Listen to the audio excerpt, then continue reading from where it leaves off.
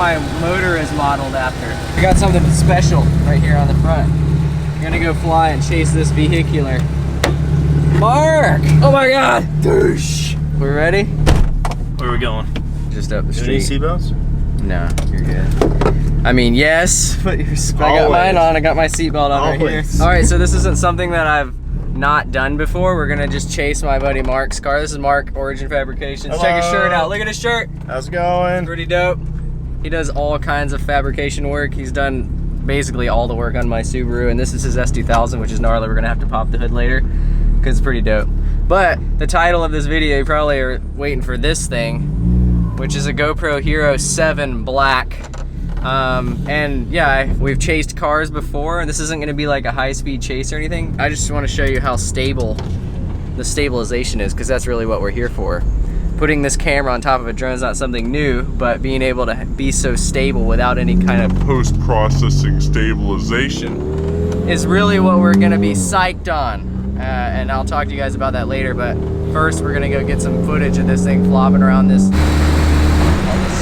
Yeah. All right, so I'm gonna get out, I'm gonna set up, we're gonna do some little chase footage and show you the stabilization in action.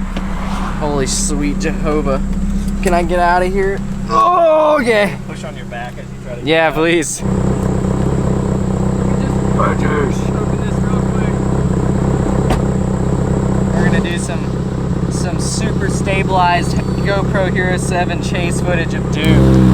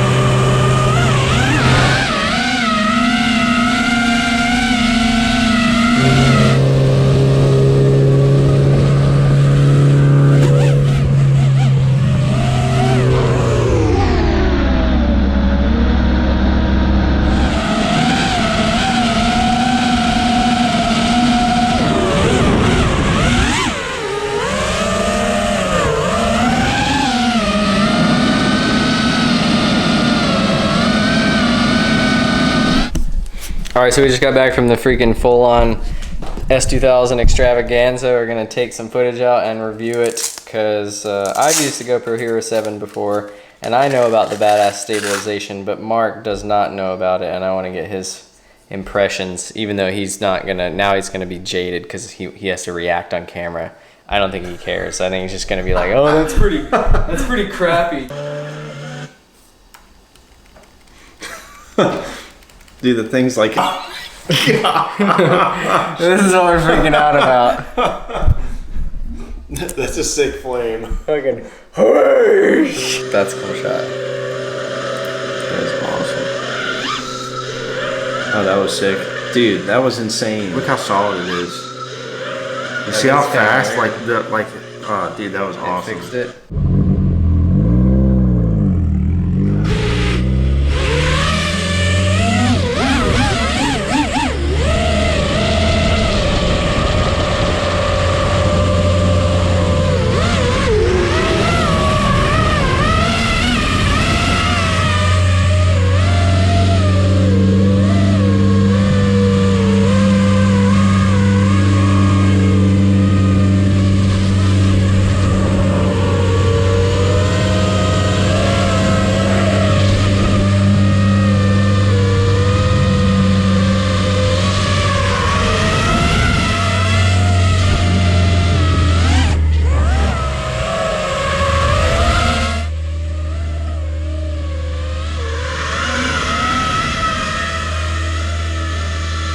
That's a cool shot. That's a really cool shot. Holy crap. That is a good shot. That was sick. That was perfect. Holy crap. That's the one I was looking for. Dude. That was good. That was Nah. dude. This whole run. Oh my It was God. like you win the gold at the Olympics. It's super buttery. It is so smooth. And you can get a little bit of sense of angle. I'm a really good model. I see Just that. saying. Look at that side cheekbone. I know.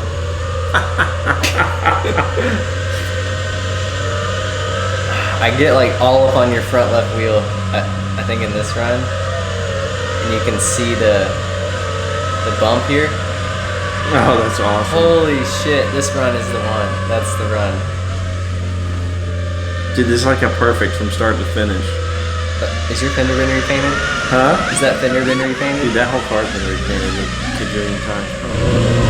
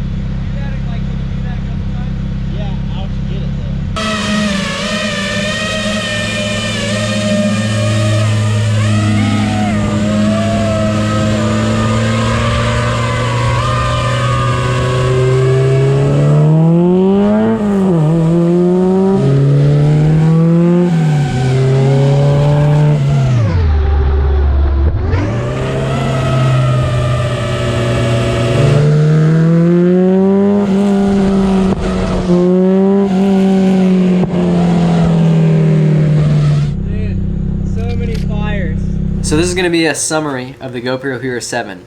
And I'm going to give you a lot of information that you can't get from any other video or any other person reviewing this camera right now, because they aren't specifically utilizing it in this way by strapping it to a drone and flying it around. There are other people. GoPro was generous enough to give me and a few other guys out there this camera in the mini quad community to review and talk about, not necessarily review on YouTube, but to give them feedback about this camera. I've used this camera previously. I was actually graced with some kind of really cool experience to go to Idaho and shoot some whitewater rafting with GoPro using the GoPro Hero 7 a few months back. So I have a pretty good amount of flight time with this camera, and I can tell you right now that this is going to be my go-to camera from here on out, from the day that it comes out, i.e. today. This is the camera. I'm trading in all my 6s for the 7. The Hero 7 and the Hero 6 are very similar in specs if you look at it on paper, but I can just tell you right now from my personal experience using it on a drone, it suits flying on a drone so much better than a Hero 6, which already suited flying on a drone really good because it was a super high quality camera that got really good images out of it. You could do 4K 60, 2.7, 120, 1080, 240 frames per second, all in 16:9, some in 4:3, but the Hero 7 gives you so much more in margin for error. And I will talk about that now. So first of all, you have this new thing called hyperflow image stabilization, which you're going to hear about. That is the main selling point of the Hero 7. But that in itself is probably worth upgrading from the Hero 6, because you put it on a mini quad and it makes things look like they're post-processed image stabilized to the point at which you probably won't be able to tell a difference in most cases. Now, I'm not going to say that this is going to get rid of all post-processing image stabilization, but it's definitely going to make a lot more people able to make really quality and smooth content because of how good the image stabilization is. I personally have never used post-processing image stabilization, and I'm kind of against it, not because I think it's bad, but I personally it doesn't fit into my lifestyle. I don't have time to do it. I don't want to spend the time learning the programs. I don't want to spend the time downloading and rendering these files with these image stabilized things.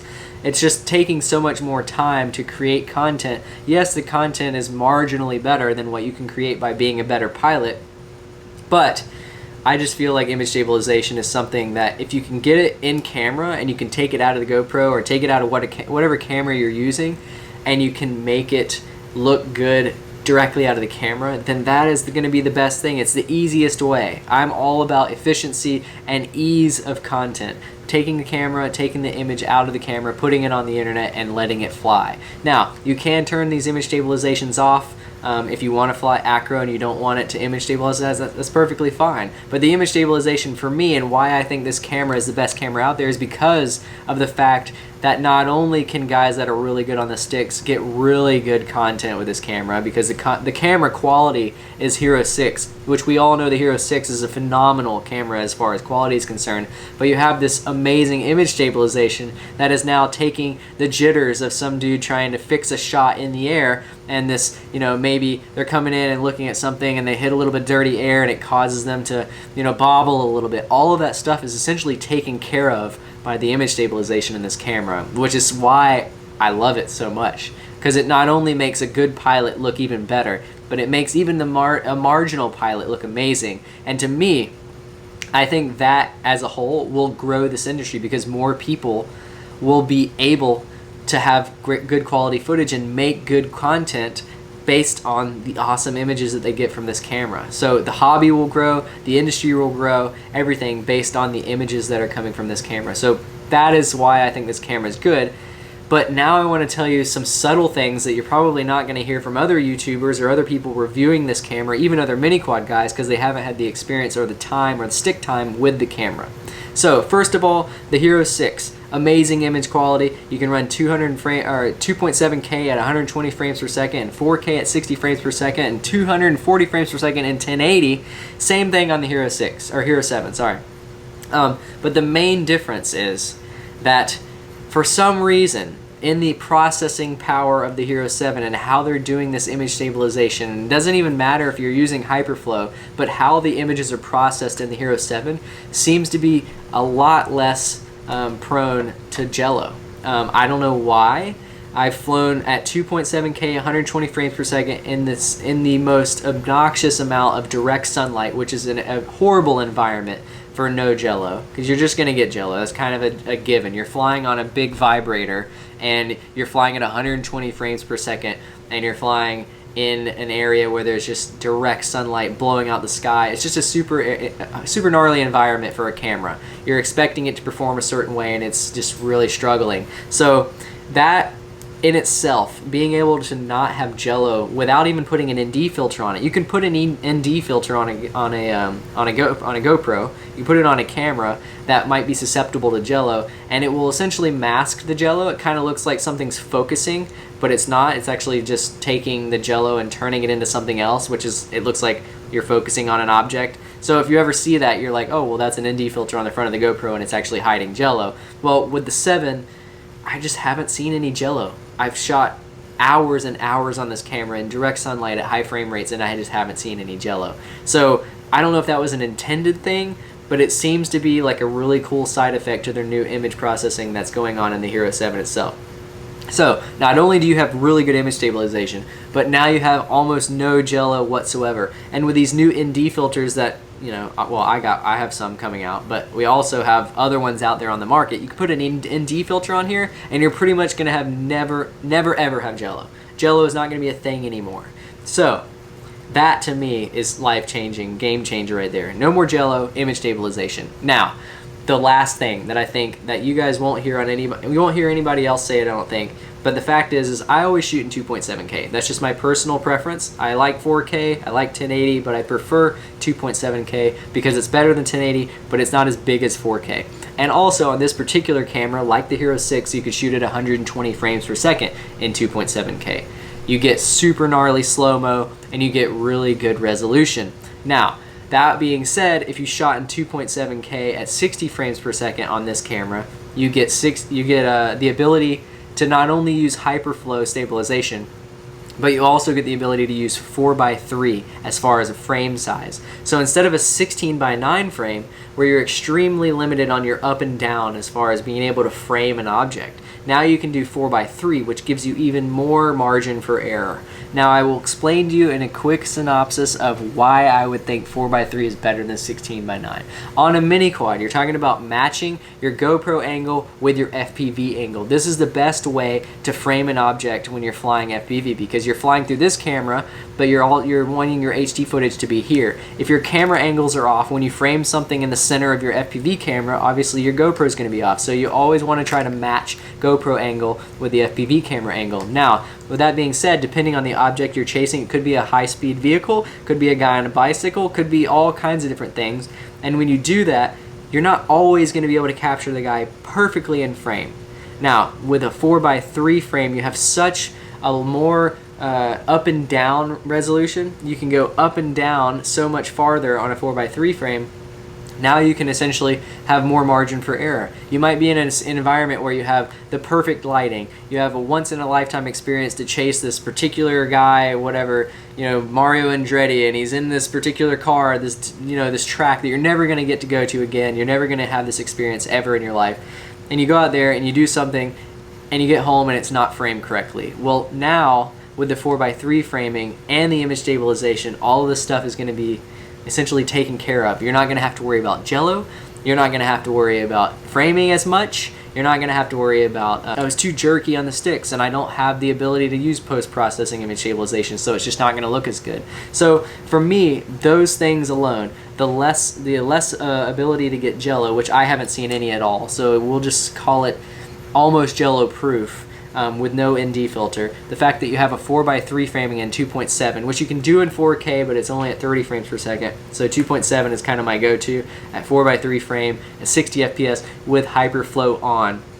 And that's what we shot all this stuff in previously, so 4x3, so you can adjust and frame, which I have pretty good eye for adjusting because I've been flying 16x9 for the longest time, and this 4x3 thing just kind of adds a buffer on there. So not only do I not ever have to worry about jello now, I can kind of go a little bit more lax or maybe have a little bit more dynamic on my framing. I can maybe pick later in post what I want, if I want more sky or more ground. And then also the image stabilization, because I don't have time to do post-processing image stabilization. So those are the huge differences about the Hero 7 that make this camera my favorite camera. I'm not being paid by GoPro. They did give me this camera to review and talk about and do whatever I wanted to do with and give them feedback on. But like I said, I had used it before and I love the camera.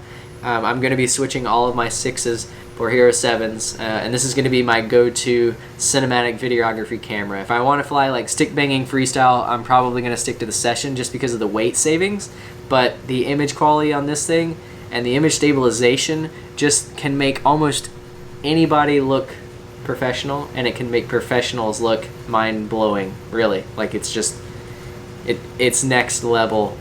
It's a next level camera. I can't stress it enough. I love it. So hopefully you guys like this video. You know, it would be cool if GoPro sponsored some FPV people. That would be dope, but you know, that might not be a thing yet. So hopefully you enjoyed the video again, and if you like this video, give me a thumbs up, and if you didn't, put a comment and say why you didn't.